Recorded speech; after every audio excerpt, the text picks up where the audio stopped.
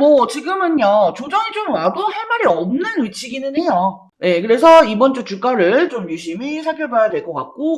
안녕하세요 여러분, 오늘 종목 신성 델타테크 보도록 하겠습니다.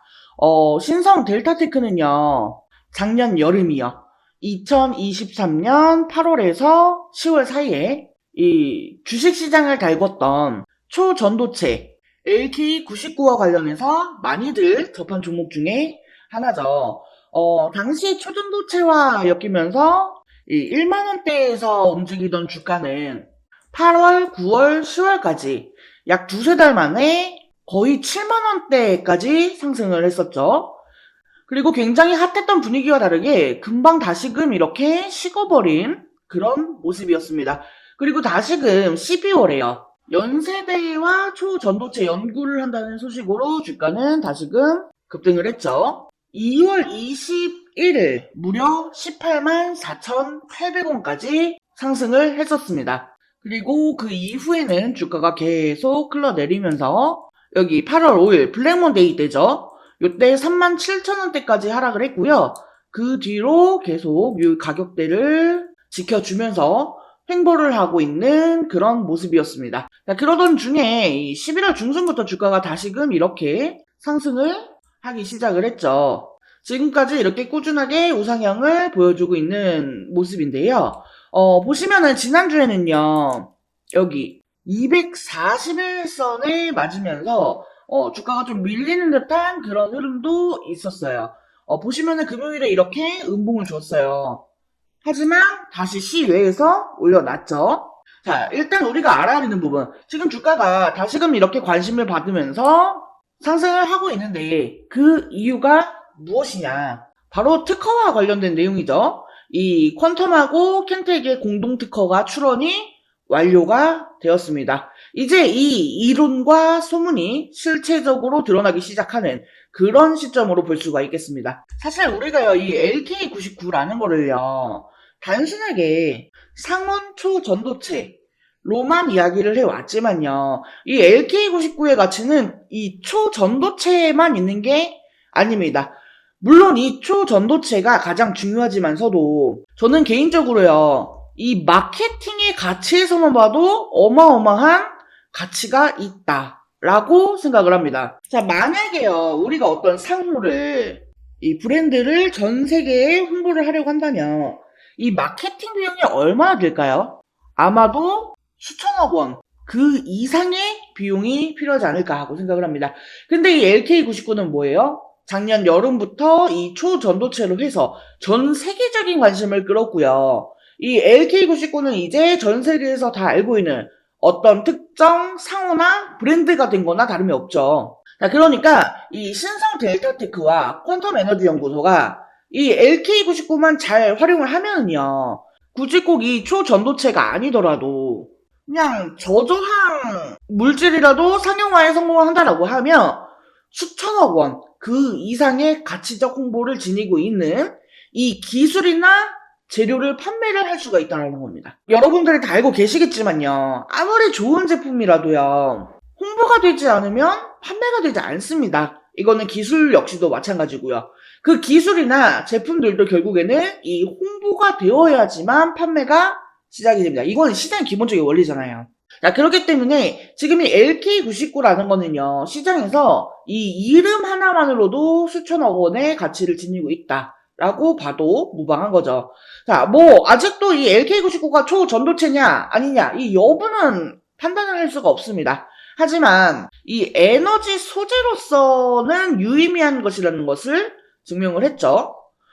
앞으로 이 초전도체의 증명 여부는 계속해서 뭐 더 난관적인 해석, 네, 그리고 증명의 문제가 남아 있습니다. 하지만 그거는요 주식시장에서의 과제가 아니라 과학계에서의 과제죠. 제가 작년 여름에요 이때 이 신성 델타테크가 굉장히 큰 변동성을 보일 당시에요, 이 초전도체 관련주들이 이슈가 있을 이 당시에 그런 말을 했었어요.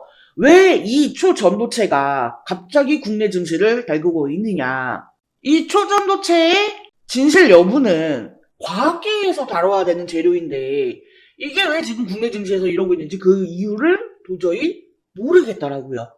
자, 그리고 여전히 저는 그 이유를 모르겠습니다. 하지만 일단은 계속해서 이슈가 있고 주가는 그에 반응을 하기 때문이에요. 네. 근데 뭐 이런 불필요한 이야기는 차치하고요. 주가를 보면은 지금 우리가 이 LK99와 관련해서 얘가 가짜냐 진짜냐 하는 그 프레임에만 너무 집중을 하고 있다 보니까요. 지금 이 주가가 기업 가치에 비해서 너무나 많이 빠져있는 부분은 분명한 사실입니다. 그러다 보니까 주가가 다시 오를 때가 된 거고요. 그리고 뭐 특허 관련한 얘기는 이미 8월 때부터 언급이 된 재료잖아요. 근데 이번에 이제 특허가 나왔으니까 구체적으로 실체가 드러났다라고 볼 수가 있는 거겠죠. 자, 그래서 보면은 최근에 이 주가가 상당히 가파르게 올랐죠.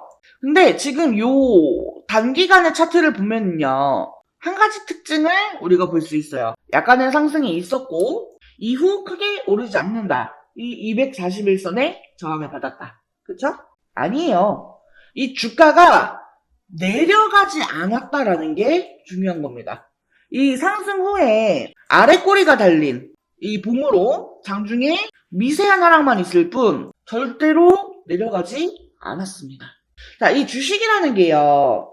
투자자들의 이 심리와 굉장히 크게 관련이 있죠.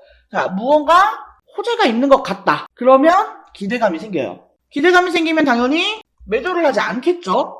그러면 주가는 올라갈 수밖에 없습니다. 자, 늘 말씀드리지만 이 주식에서 가장 좋은 재료는요. 바로 기대감입니다. 이 기대감, 꿈과 희망. 저는 그렇게 생각을 해요. 여전히 우리는 이 LK99라고 하는 이 물질에 대한 기대감과 희망이 있기 때문에 이 주가가 계속해서 움직이고 있는 거고요. 그렇기 때문에 이 신성델타테크는 우리가 단기로 대응을 할 종목이 아니라는 거예요. 중장기로 대응을 해야 합니다. 그리고 사실 우리 여러분들 중에서요. 여기서 매수해서 지금까지 들고 계신 분은 당연히 없을 거고요. 아니면 뭐 이런 데서 매수해서 지금 이렇게 수익을 보신 분들은 뭐 굉장히 적겠죠. 아마 대부분의 분들이요. 요런 구간에서 물려가지고 강제로 장기 투자를 하고 계신 분들이 훨씬 많으실 거예요. 자, 그래서 지금 가장 중요하게 보는 부분이 뭐예요? 바로 지금 주가 이 상승이 언제까지, 어디까지 이어질 것이냐. 그리고 지금 이런 자리에서 추매 타이밍을 놓치신 분들이라고 한다면은 혹시나 이 주가가 상승을 하는 동안에 이미 여기까지 오르기도 했지만 그래도 내가 이 구간보다는 평단을 낮출 수 있는 기회가 또 있을까 하는 그런 부분이겠죠. 일단은 이번 주 대응이 좀 중요할 것 같아요. 지금 주가가 여기 7만원 구간을 돌파하고 올라오기는 했지만 아직은 장 초반이기 때문에요. 얘가 또 이렇게 윗골을 달고 쭉 내려올 수도 있어요. 다시 이 7만원 밑으로 내려올 수도 있는데 제 개인적인 생각에 아마도 이번 주에는요. 여기 이 7만원 요 라인을 기준으로 해서 요 부근에서 좀 이렇게 지지부진하게 움직이지 않을까 싶어요. 만약에 오늘 이 241선 이 위에서 안착을 한 채로 마무리를 한다고 한다면 이 위에서 계속 움직일 수도 있겠죠. 일단 제가 원하는 가장 베스트 흐름은 이 위에서 안착을 하는 거고요. 근데 뭐 지금은요 조정이 좀 와도 할 말이 없는 위치기는 해요. 네, 그래서 이번 주 주가를 좀 유심히 살펴봐야 될 것 같고 오늘의 흐름이 가장 좀 중요하겠죠.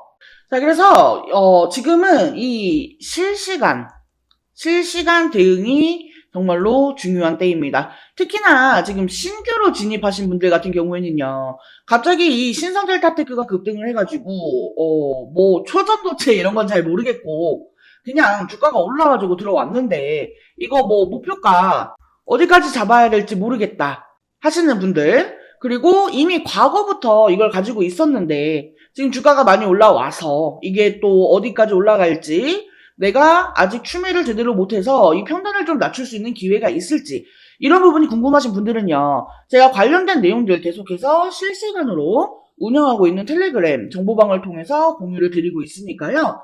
실시간 타점, 대응 전략 등 필요하신 분들은요.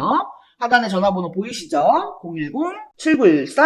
010-7913-167하나 여기 전화번호로 숫자 5번 또는 종목명 가운데 두 글자 델타라고 메시지 남겨주시면 제가 텔레그램방 초대 링크 보내드릴 수 있도록 하겠습니다. 참고로 이 텔레그램 정보방은요, 100% 무료로 운영이 되고 있습니다. 제가 여기 정보방에 입장하신다라고 해서 뭐 별도로 입장료, 수수료 이런 금전적인 요구 일절 없으니까요. 부담 갖지 마시고 편안한 마음으로 많은 신청 부탁드리겠습니다. 자, 그리고 영상 끝까지 시청해주신 우리 여러분들을 위해서 이번 11월 홈프로픽 대박 종목 말씀드리도록 하겠습니다. 자, 해당 종목은요, 유리기판 관련주예요. 유리기판이 이번 연도부터 조금씩 부각이 되기 시작을 했죠. 아직 양산을 시작한 단계까지는 아니기 때문에 본격화가 되기 전에 우리가 이 미리 유리기판에 대한 정보를 알아둘 필요가 있어요. 즉, 투자의 준비를 해야 한다는 거예요. 자, 먼저 이 유리기판이 갑자기 올해부터 주목을 받게 된 이유. 첫 번째로 이 AI 반도체가 크게 대두가 되죠. 이미 오래전부터 이 유리기판에 대한 연구는 진행이 되어 왔습니다만 오버스펙으로 분류가 되어 있었습니다. 그런데 올해 들어서 이 AI가 확산이 되면서 다시금 주목을 받게 되는 그런 기기가 된 거죠. AI 데이터 처리량이 너무나 기하급수적으로 증가를 하게 되면서 현재 추세로는 이 고집적 패키지 기판이 필요할 것으로 전망이 되기 때문이에요. 현재 AI 반도체를 만들고 있는 대표적인 회사는 엔비디아입니다. 그리고 엔비디아의 AI GPU는 TSMC의 코어스 패키지 기술로 제작이 됩니다. 이 TSMC의 코어스 방식은 서브스트레이트 위에 인터포저라고 하는 실리콘 기판을 올리고 그 위에 GPU와 HBM을 올립니다. 여기서 이 인터포저는요, 각 칩을 하나의 다이처럼 연결을 해주는 역할을 합니다. GPU와 HBM 등 이종 반도체를 하나의 패키지에 집적하기 위해서 사용하는 별도의 기판이라고 보시면 돼요. 이 GPU와 HBM을 인터포저에 함께 실장하면 이 칩 간의 거리가 가까워지고 많은 양의 배선이 가능하며 실장 면적이 축소되어 칩 간 연결 속도가 빨라지기 때문에 데이터 처리 속도가 향상이 되고 전력 소모를 줄일 수가 있습니다. 그리고 여기에 칩넷 기술을 결합하면 생산 수율과 시스템 원가도 개선을 시킬 수가 있죠. 하지만 기본적으로 이 실리콘 인터포저는 패키징 비용이 굉장히 높습니다. 그러니까 앞으로 계속해서 이 AI 데이터 처리량이 늘어난다라고 하면은 그에 따라서 패키징 비용도 계속해서 늘어날 것으로 보여지는 상황이라는 거죠. 근데 만약에 여기에서 유리기판을 사용하게 되면 인터포저를 생략하게 되기 때문에 이 패키징 비용을 줄일 수가 있습니다. 그리고 더 많은 트랜지스터를 집적시키는 것도 가능하다라는 거죠. 그렇기 때문에 지금 이 유리기판이 재조명이 되고 있는 거예요. 자, 그래서 제가 이 유리기판 관련주들을 좀 정리를 했습니다. 근데 우리가 이 모든 종목들을 하나하나 다 살펴보고 매매를 할 수는 없기 때문에 제가 이 기업들이 유리기판과 관련해서 얼마나 많이 이슈를 받았는가 이거에 대해서 비교를 해보니까 가장 많은 이슈를 받았던 기업이 바로 이 기업이더라고요. 그래서 이번 11화 대박 종목으로 이 기업을 준비를 한 거예요.